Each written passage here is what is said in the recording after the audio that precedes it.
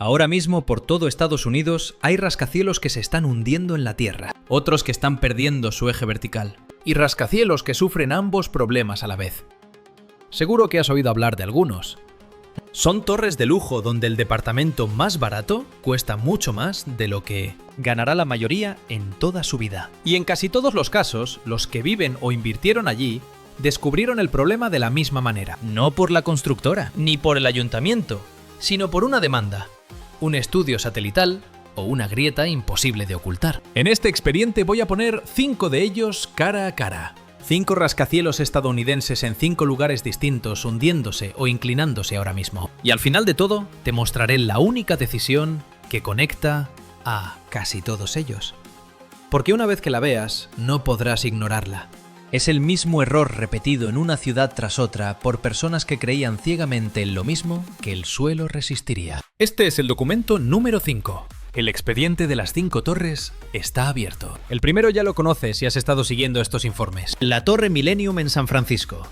Mide 645 pies con 58 pisos y su construcción terminó en el año 2009. Era la dirección residencial más prestigiosa de toda la ciudad. Una torre de vidrio y concreto con departamentos millonarios y un ático que costaba 13 millones de dólares. Se construyó sobre pilotes de fricción que nunca tocaron roca firme, asentada en lodo blando cerca de la bahía. Los ingenieros originales calcularon un hundimiento de apenas 4 a 6 pulgadas durante toda la vida útil del edificio. Cuando avisaron a los residentes en 2016, ya se había hundido 16 pulgadas e inclinado visiblemente. Para el año 2023, la inclinación en la esquina noroeste rozaba las 29 pulgadas. Una reparación de 100 millones de dólares terminada en 2023. Clavó nuevos pilotes hasta la roca firme y logró frenar el peor de los hundimientos. Pero el edificio hoy sigue inclinado 28 pulgadas. Y la corrección de su postura apenas alcanzó un cuarto de lo prometido por los ingenieros. La historia completa está en el primer expediente y sirve de molde para todo lo que sigue. Edificio pesado, suelo blando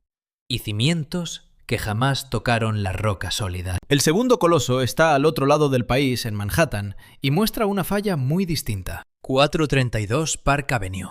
Era la torre residencial más alta del hemisferio occidental cuando se inauguró en 2014. 1.396 pies de concreto blanco puro. El condominio más caro construido en Nueva York, con un penthouse vendido por 87,7 millones de dólares. El colapso del 432 Park no se debe principalmente al hundimiento. Es una falla de esbeltez y filtración de agua. Su diseño es tan delgado, con una proporción de 15:1, que se balancea de forma alarmante con el viento. Según una demanda de 165 millones de dólares presentada por la Junta de Propietarios, el constructor impermeabilizó la fachada de concreto con una capa de silicona transparente, el mismo material que usó en su propio yate de lujo, descartando la pintura elastomérica recomendada por los ingenieros solo porque esta última habría alterado la estética del edificio. El resultado, según alega la demanda, fue una catastrófica filtración de agua, una grieta de 10 pulgadas en la columna estructural y varillas de acero corroídas dentro de las columnas de concreto. La historia completa está en el archivo 2.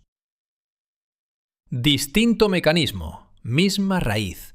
Una decisión para ahorrar dinero o cuidar la estética, ignorando el consejo de los ingenieros. Si ya empiezan a notar cómo se repite este patrón. Y si quieren seguir el resto de estos archivos en orden a medida que los voy revelando, lo mejor es suscribirse ahora mismo a los registros de construcción. Toda esta serie gira en torno a una sola idea. Casi cada uno de estos desastres se reduce a una mala decisión tomada a propósito por alguien. Suscríbanse para no perderse el próximo caso apenas se abra el expediente. La tercera torre nos lleva de vuelta a Manhattan. Unas millas al sur, directo al distrito financiero, en el 161 de Maiden Lane. Promocionado como One Seaport, mide 670 pies de altura, tiene 60 pisos y es un condominio de lujo, a solo 2 cuadras del río Este. Los vecinos la llaman la Torre Inclinada de Nueva York. Y otros la apodan el Plátano, porque el edificio no solo está inclinado, también está doblado. Según una demanda presentada por el contratista, la empresa desarrolladora eligió una base barata de mejora del suelo en lugar de usar pilotes. anclados a la roca sólida como las demás torres, ahorrando casi 6 millones de dólares. El edificio empezó a inclinarse en plena construcción unas 3 pulgadas hacia el norte. El intento de corregirlo desviando la construcción de los pisos superiores hacia el lado opuesto terminó por crear un edificio visiblemente curvo. La obra paró. Quitaron los vidrios y la estructura lleva años abandonada a medio terminar y torcida. Los ingenieros calculan que una reparación real costaría una cifra de 9 dígitos. Hablamos de más de 100 millones de dólares para una obra cuya venta total proyectada era de 272 millones. La historia completa es el archivo 4. Y una vez más, el origen es el mismo. Unos cimientos que no tocaron roca firme para ahorrar costos. 3 torres. 3 ciudades y 3 bases que fallaron en la única tarea que debe cumplir un buen cimiento. Pero aquí es donde la escala del problema crece, porque el cuarto registro no abarca un solo edificio. Son 35 en total.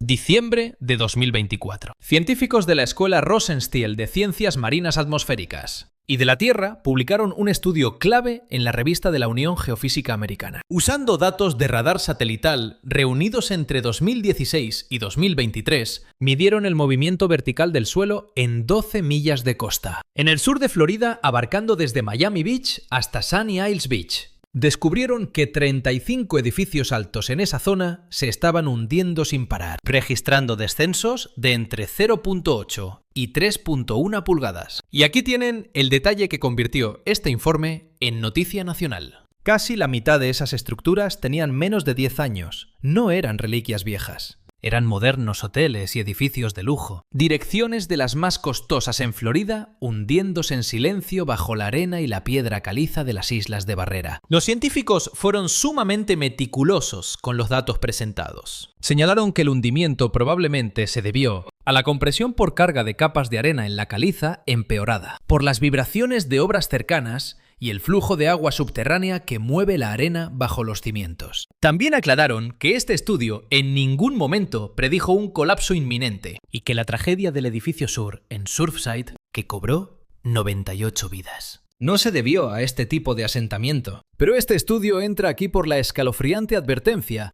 que hizo un miembro del Colegio de Ingenieros de Florida al leerlo. Señaló que muchos de estos edificios se terminaron años antes de que empezaran los registros de los satélites, lo que significa, en sus palabras, que todo el asentamiento normal ya debía haber terminado para ese entonces. No tendrían por qué seguir hundiéndose. Y aún así, los satélites los detectaron moviéndose años después de haberse destabilizado. Es la misma frase.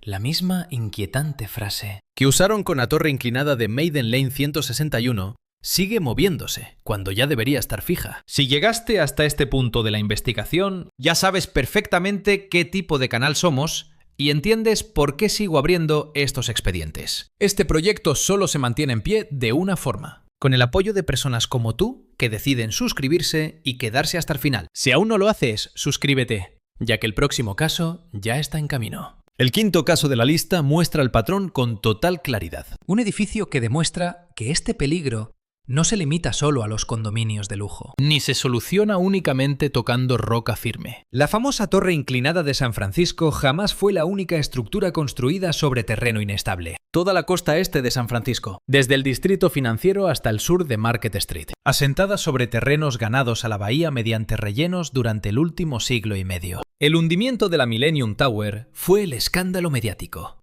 Pero los ingenieros temen seriamente por el comportamiento de toda esta zona costera, levantada sobre el mismo relleno artificial con el paso de las décadas, y sobre todo ante un terremoto de gran magnitud. El verdadero problema no es un solo edificio, es la obsesión por levantar colosos pesados, sobre terrenos blandos o rellenos de arena en una ciudad tras otra, asumiendo ciegamente que la ingeniería moderna puede compensar lo que el suelo simplemente no resiste. A veces funciona. Los arreglos en la Millennium Tower demostraron que un cimiento defectuoso puede salvarse a medias, pero el costo siempre es monumental.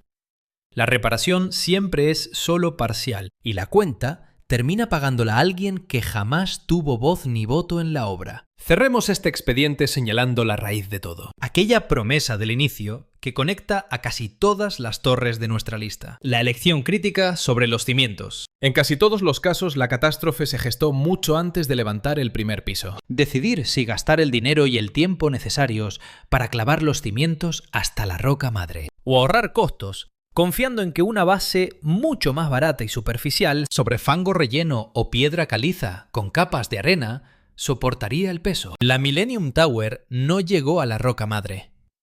Maiden Lane 161 tampoco lo hizo. Y muchos edificios en Florida se levantaron sobre un suelo que tarde o temprano iba a... Sigues adelante y en su momento decidirse por lo más barato parecía algo totalmente defendible. Firmado por ingenieros, aprobado por la ciudad. Y vendido a compradores que no tenían idea de lo que había bajo sus pies. El ahorro era real. Y lo vieron de inmediato. Pero el costo también era real, llegando años después como grietas y sutiles inclinaciones. Demandas, desalojos y rascacielos que podrían ser demolidos mucho antes de que alguien ponga un pie en ellos. Creo que la lección de todo este caso es la más sencilla de la serie. No se puede negociar con la tierra. Puedes retrasar la factura. Puedes ocultar el problema con silicona transparente, comunicados de prensa o fondos de reserva de deuda. Pero a la tierra no le importan los contratos ni en cuánto se vendió el ático de lujo. Al final, todo edificio salda su cuenta con la tierra. La única pregunta real es, ¿quién estará allí parado cuando llegue la hora de pagar?